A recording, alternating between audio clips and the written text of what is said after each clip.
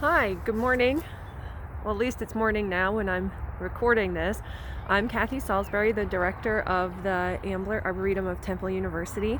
And for today's virtual Arboretum walk, I thought I'd show you a little known area of the Arboretum, and that is a swamp area that we have here. And in particular, I wanted to show you some skunk cabbage that's up right now. And so this is part of the area of the campus. So the campus is 187 acres, and there's a lot of minimally managed natural areas that we're working on developing maintenance plans for, and also enhancing them in a way that makes them accessible to the public to explore and for us to teach about and have programs in. And so what we're trying to do is design a trail system that will maintain the integrity of the space to make sure it's protected, that the plants are protected, and that it remains useful for research and for teaching, but also allows people to come and visit and explore and learn, whether that's on their own or as part of a guided program. And so this swamp area is one of those spaces that you might not know much about now or have been out to visit, but eventually there'll be ways to get back here, and in a way that protects the space as well as opens it up for more education. So with that, so the kind of the swampy areas behind me, I just wanted to tell you a little bit about skunk cabbage. It's one of my favorite plants, and for some people it's a sign that spring is on the way, and it's a pretty cool plant. So let me show you the couple flowers I found popping up. You'll hear me crunching through the swamp because it's frozen out here, yet the skunk cabbage is flowering, and so that's pretty great. So I'm going to turn us around here, and we will take a look at our swamp area.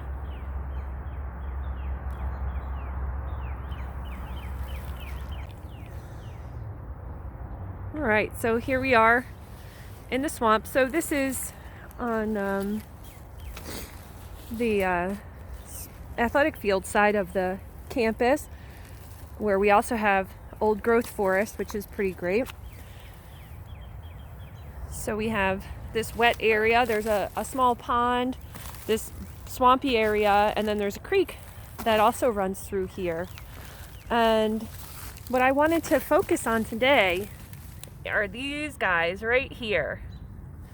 So if you look closely, if you're hiking around or walking through shaded, woodland, swampy, wet areas, it doesn't have to be standing water, but should probably be damp most of the time, what you might consider swampy, and an area you really probably wouldn't want to hike through or walk through. So what you're seeing here is the flower structure of skunk cabbage. And skunk cabbage is Symplocarpus fetidus. You might get by the species name fetidus or fetid that it doesn't smell good, and that's correct. So the flowers emit an odor, and the plant, when the leaves are bruised, emits an odor that smells like rotting meat, or something similar to that. And that's because this is pollinated by beetles and flies that are attracted to that carrion scent. And so that's why it smells bad.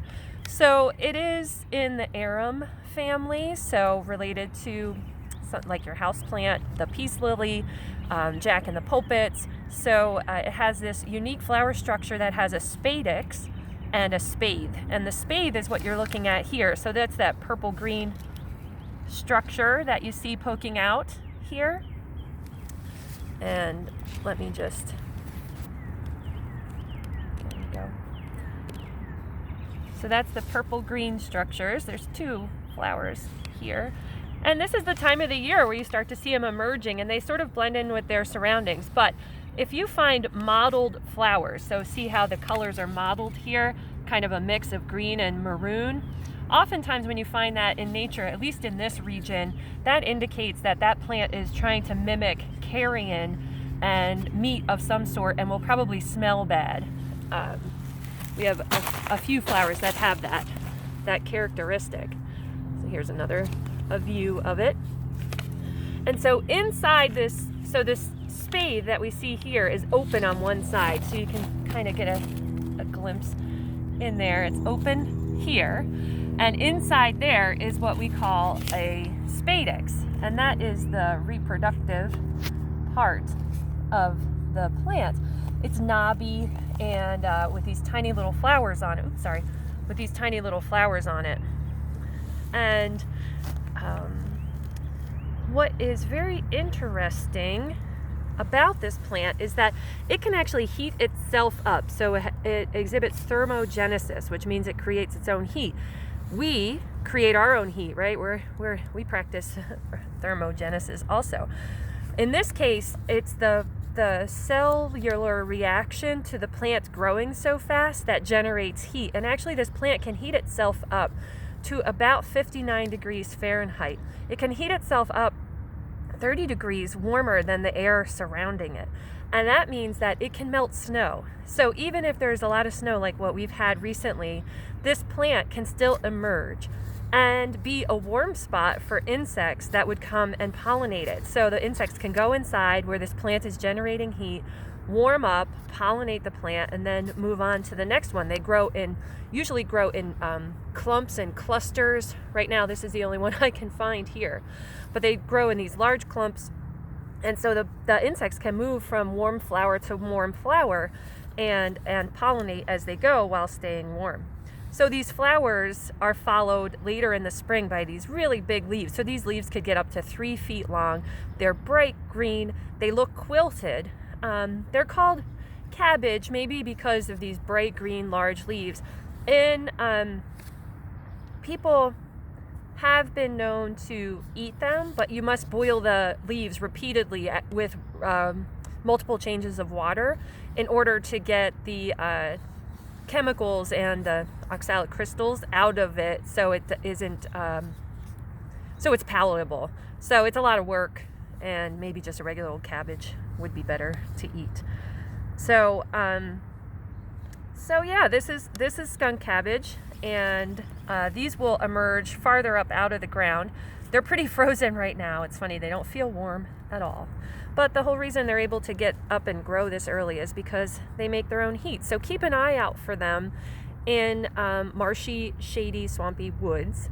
And then watch as they grow through the spring, because then they turn into these beautiful, large, bright green leaves that just create this blanket in a wet woods, which is pretty great.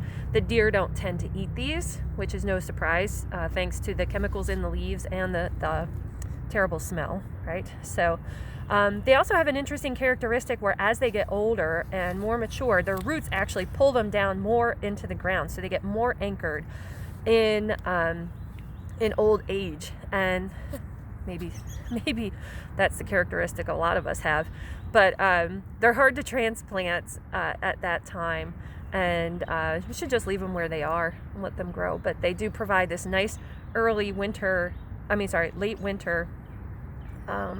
food source for insects that might be out and about on warm days. So that's our skunk cabbage flowers, and I'm going to take you and just show you a little bit of the swamp as we walk out of here.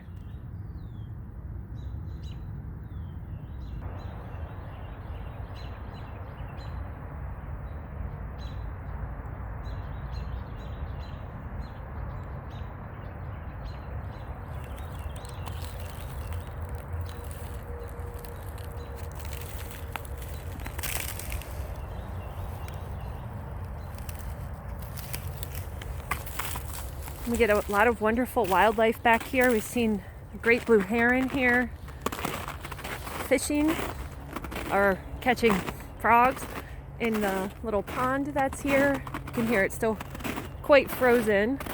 This whole area is a wet area. Creek runs through here also. You can hear all the birds. Some of you can probably identify the birds. Lots of deer hang out back here too, especially because there's open running water.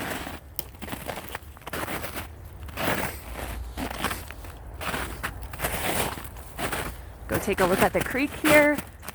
We're really excited to be able to eventually open these places up for exploration in a way that you know, protects the habitat, but also allows us to connect people to the habitat. So here you see the creek running through.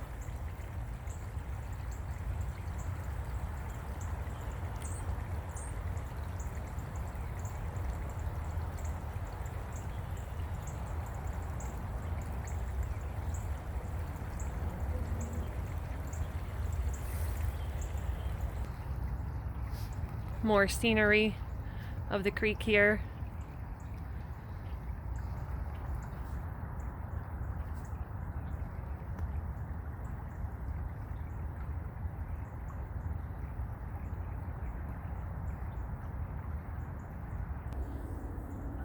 And here's our pond area. You can see right now it's open water, and it's a little low. It gets higher, but very lucky to have all the diverse habitats that we have here on campus to explore, to teach about, to use for research. That's a part of the Arboretum and part of the field station, the research field station. Be sure to check out the Ambler campus website for more information about the field station and how we're using the campus in multiple ways through the Arboretum and through the field station to collaborate on national and international research projects. It's all very exciting. Creek again, I can't, can you tell? I love water, and I keep gravitating back towards the running water over here in the creek. It's just something about it, very calming and encouraging, and the water's flowing, so you know, that's a good, for those of you who may be tired of winter, skunk cabbage and creeks flowing are a good sign that spring is on the way. We're just gonna take a last look here at our pond. Our wetland area, this gorgeous wetland area. We're really excited to do a more thorough inventory of it, find out what's here, figure out a plan for the invasive plants that are in here, and just really start enhancing and promoting this habitat.